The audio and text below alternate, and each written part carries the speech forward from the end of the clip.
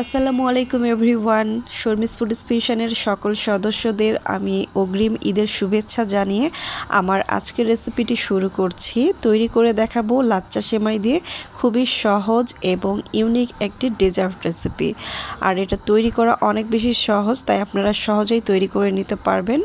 তো চলুন কিভাবে তৈরি করতে হয় দেখে নেওয়া যাক। তো এখানে আমি 200 গ্রাম পরিমাণ একটা লাচ্চা সেমাইয়ের প্যাকেট নিয়ে নিয়েছি, আর এখান থেকে সম্পূর্ণ লাচ্চা সেমাইটা আমি একটা বাটির মধ্যে ঢেলে নিলাম।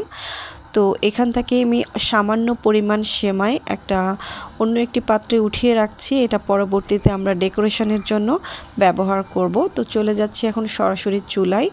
একটি প্যানের মধ্যে 2 টেবিল চামচ পরিমাণ আমি ঘি দিয়ে দিলাম। এরপর এর মধ্যে সেই সেমাইটা দিয়ে দিচ্ছি।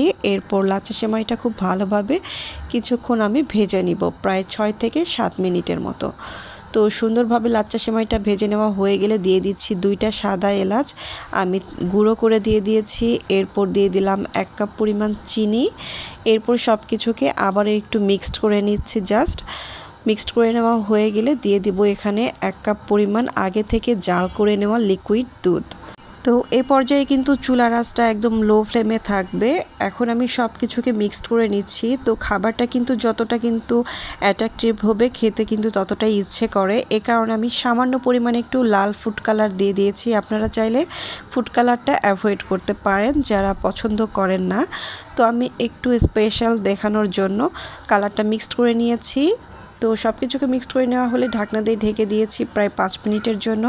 5 মিনিট পর আমি ঢাকনাটা সরিয়ে আবারও সব কিছুকে খুব ভালোভাবে মিক্সড করে নিচ্ছি। তো হালকা পানি পানি আছে, মানে দুধ দিয়েছিলাম এই কারণে পানি পানি আছে। তো সব কিছুকে শুকিয়ে যাওয়া পর্যন্ত মিক্সড করে নিলাম। এরপর চুলা থেকে নামিয়ে নিয়েছি। আর এখানে আমি যে লাচ্চা সেমাইয়ের জন্য ডেকোরেশনের জন্য যেই রেখে দিয়েছিলাম সেমাইটা, সেটার মধ্যে 1 টেবিল চামচ পরিমাণ গুঁড়ো দুধ মিক্সড করে নিয়েছি। তো এটা স্কিপ হয়ে গিয়েছে ভিডিওতে, এই কারণে আমি উপরে লিখে দিয়েছি।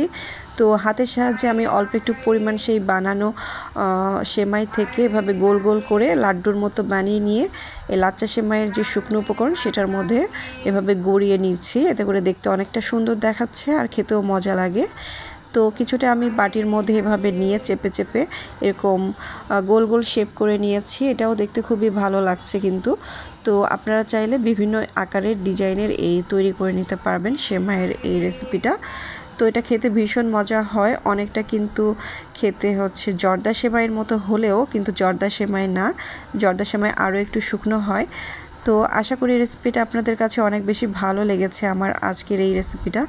তো বাসায় অবশ্যই তৈরি করবেন, চাইলে আসছে রোজার এই ঈদে আপনারা সকালে তৈরি করে নিতে পারেন। তো আজকে এখানে বিদায় নিচ্ছি। সবাই অনেক বেশি ভালো থাকবেন আর আমার পরিবারের জন্য দোয়া করবেন। আল্লাহ হাফেজ। Thanks for watching.